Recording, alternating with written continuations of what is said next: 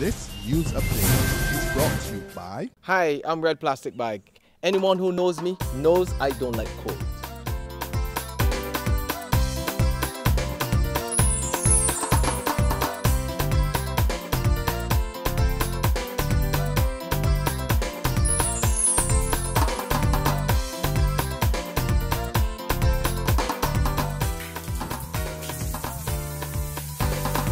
Sunshine reigns in my country. I love it. Here's your sun power.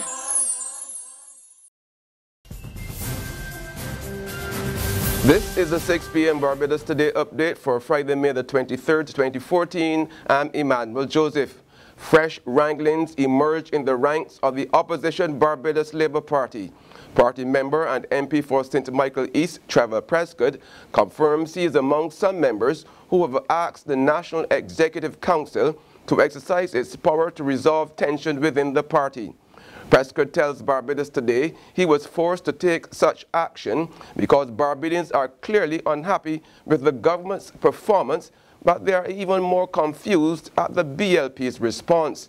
He contends this cannot continue and the party must now take strong action to put a stop to what he calls selfishness and a passion for greed by some. Persons who have been benefiting from the institution over the years have an infinite passion to be back there at the central control of the entire nation, becoming members of the government and holding high places. And they set about on a program. The program is built on distortions and misrepresentation. It is a lot of propaganda and probably can be reduced to petty gossip that is now being highlighted as major discussions on the development of Barbados and looking for the best type of persons in order to carry the country forward. And this thing is being flaunted all around as though these are men of wisdom and women of wisdom who want to resolve all the problems which we have in the society. The National Union of Public Workers will take to the streets on Monday morning, but not before meeting with the employees of the National Conservation Commission at Union Headquarters, Dalkeith. After the meeting, the NUPW will lead the workers on a protest march to government headquarters. The Barbados Workers Union has also summoned its NCC members to a meeting at Solidarity House on Monday morning to update them on the impasse before making its next move. Unions are peeved that yesterday's meeting with Labour Minister Dr. Esther Bayasuku did not take place after NCC General Manager Keith Neblick failed to attend. Sugar workers made a grim find while harvesting canes at Bentley Plantation in Edgecombe, St. Philip today. Skeletal remains were found in the burnt cane field. Police say the gender could not be determined and they are now investigating the identity and cause of death. Meanwhile, lawmen made a find of a different kind as they carried out a drug eradication exercise in St. Michael this morning. The drug squad and the police marine unit discovered 1,485 cannabis plants in a large area between the communities of Waterford and Codrington. The plants range in height of 2 inches and 1 foot. No arrests were made in connection with the seizure. In other news now, there are still no answers on reports of an attempt to import 2 containers of chicken wings. The Barbados Egg and Poultry Producers Association and the Barbados Agricultural Development and Marketing Corporation discussed the matter today, but they left the talks only agreeing to conduct a study on the local sector. President of the association, Andrew Gill, tells Barbados Today he has no information on whether or not a license was approved to import the meat, but he noted that any importation of wings would devastate the sector. There's regional and international news after this short break. Hi, I'm Red Plastic Bag.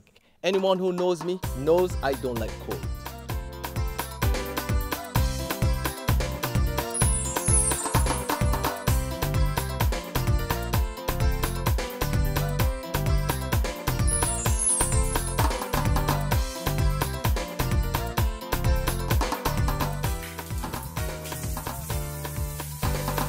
Sunshine reigns in my country. I love it.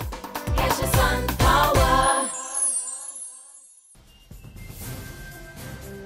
On From the regional scene, thousands of Trinidadians took to the streets of Port-au-Spain this afternoon in what was dubbed the mother of all marches. The joint trade union movement led dozens of civic and political groups as well as ordinary citizens to protest against the Kamla Persad-Besisar administration.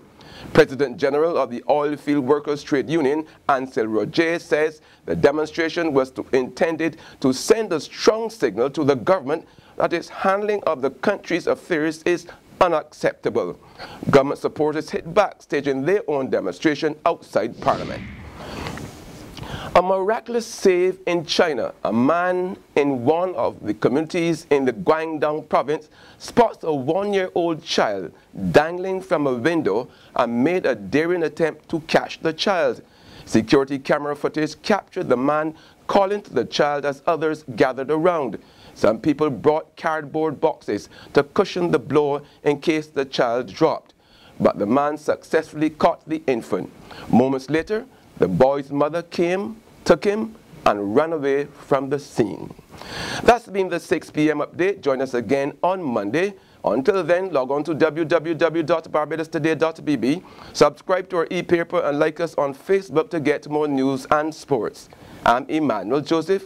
Have a great weekend. This news update is brought to you by... Hi, I'm Red Plastic Bag. Anyone who knows me knows I don't like cold.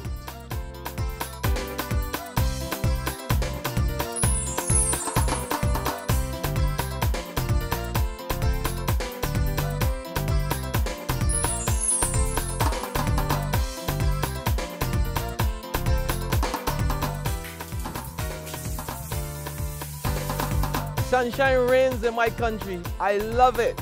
Get your sun power.